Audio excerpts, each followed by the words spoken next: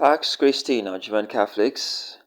A man desecrated the main altar of St. Peter's Basilica in the Vatican by climbing on top of it and throwing 6 candelabras that were on the altar to the ground, according to the Italian news agency ANSA. After throwing the candelabras, the man began to remove the altar cloth, as seen in the viral video posted on social media. The subject was then quickly detained by security agents. According to the Italian news agency, the suspect of Romanian origin was detained by the Vatican police, after which he was identified and charged by agents of the Vatican Inspectorate. This is an episode of a person with a serious mental disability who has been detained by the Vatican police and then placed at the disposal of the Italian authorities. That is according to the director of the Holy See Press Office, Matteo Brunei. According to the Spanish newspaper ABC, the man was arrested because the basilica's alarm was activated when he stood on the altar. In 2023, a similar incident was recorded when a man climbed the high altar and undressed, after which he was also arrested. The Code of Canon Law, the law that regulates the Catholic Church, establishes in Canon 1210 that, quote, in a sacred place, such as St. Peter's Basilica, only those things which serve the exercise or promotion of worship, piety, or religion are permitted on a sacred place. Anything not consonant with the holiness of the place is forbidden. End of quote. Someone once described the church as a hospital. Some people are responding to treatment while others are not. And then again, not everybody who enters place of worship enters to adore God. Some people enter to steal. Some people enter to commit all sorts of crimes. And some people just enter to basically entertain themselves. And of course, there are those who enter to worship. The audacity of this man needs to be studied, honestly speaking. I just hope and pray that things like this don't occur again.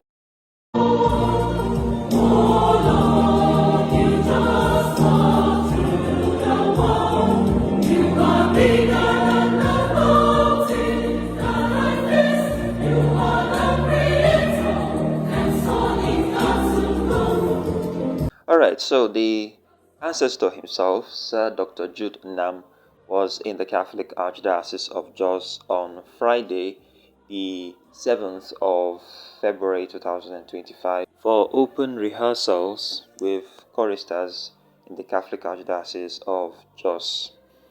It was also training as well as an open session or open rehearsals, and this is something that the ancestor Dr. Jude Nnam always does in various parts of the country, and his presence in the Catholic Archdiocese of Jos wasn't going to be any different.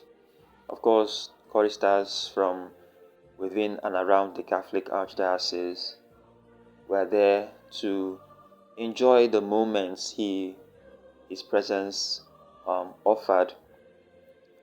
A lot of them were pretty excited, obviously, to have Sir Jude Nnam in their midst. So I want to thank Sir Jude Nnam for his presence in the Catholic Archdiocese of Jos. He, of course, was at the Cathedral of Our Lady of Fatima, where he met with the Catholic Archbishop of Jos, His Grace Most Reverend Dr. Matthew Ishaya Audu. We continue to thank God for the life of Sir Dr. Jude Nnam. Thank God for how much of an impact his life has made to Catholics everywhere, both within and outside the country. His songs has and continue to be a great source of inspiration to Catholics and even to Christians across the country and around the world. So want to continue to pray for our ancestor, Dr. Jude Nnam, that the Lord will continue to strengthen him and inspire him with more songs to uplift the hearts and minds of Catholics everywhere, especially as it relates to our worship. So we continue to ask Catholics to pray for the release of one of our priests, a priest of the Catholic Diocese of Shandam, who was kidnapped. Father Cornelius Damulak is a priest of the Catholic Diocese of Shandam, who was kidnapped in his residence in Abuja. And we ask our Blessed Mother to please intercede for his quick and safe release from the hands of his abductors. I remember sharing a documentary not too long ago about the challenges that Christians face in the country. And just as we thought we probably would have some respite, unfortunately, in this year 2025, another priest was abducted. True to the words of Archbishop Ignatius Kegama, it is not surprising that our priests who are sent on various missions are scared for their lives. Who wouldn't be?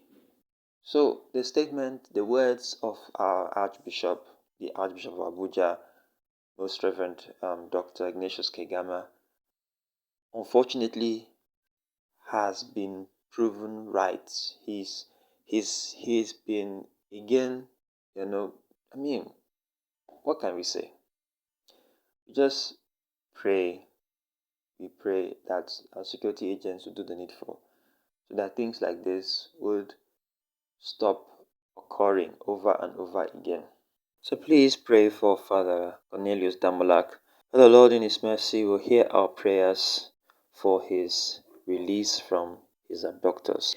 Thank you so much for watching. Please pray for Father Cornelius. I'll talk to you soon.